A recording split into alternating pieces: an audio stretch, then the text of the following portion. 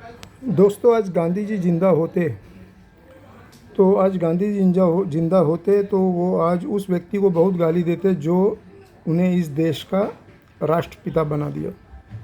क्योंकि गांधी जी भी इस देश को, इस धरती माँ को, भारत को माता मानते थे। और कुछ नालायक किस्म के बेसोच के लोगों ने गांधी जी को इस देश का राष्ट्रपिता बना दिया। गांधी जी कतई नहीं तैयार होते कि मैं इस देश का राष्ट्रपिता बनूं, क्योंकि वे भी इस भारत माता को भारत माता मानते थे। अच्छा, कुछ लोग कहते हैं कि नाथूराम गोडसे आतंकवादी था, पर मैं गलत बोलता हूँ उन लोगों को।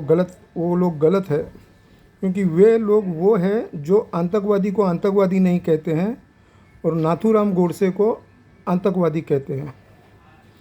वे जो आतंकवादी ख़ानदान से आते हैं, जिनके घर में आतंकवादी पैदा होते हैं, वे लोग नाथूराम गोडसे को आतंकवादी बोलते हैं। वे इसलिए बोलते हैं कि कहीं लोग उनके ऊपर उंगली ना उठा दे कि वे खुद आतंकवादी किस्म की सोच के और उसी ख़ानदान से लोग हैं।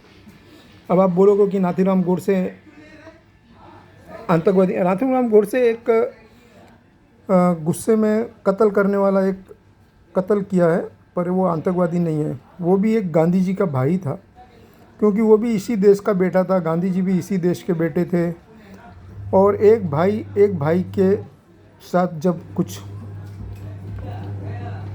गुस्सा होता है या रंजिश होता है तो ऐसी घटना घटती है। पर नाथूराम गोडसे आतंकवादी नहीं हो सकता। जो उसे आतंकवादी कहते हैं वे खुद आतंकवादी की पैदाइश है।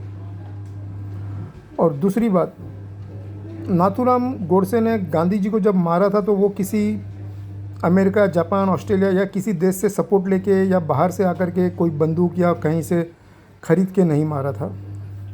उसने स्वयं देश के ही हथियार से, सुना है कि कोई कट्टा जैसा जो देश में बनता है छोटा मोटा, ऐसे हथियार से ही उसने गांधी जी पे अटैक किया था, ना कि किसी बाहर की शक्ति के बोलने से या अंग्रेज़ों के बोलने से, किसी के बोलने से उन्होंने गांधी जी को मारा था।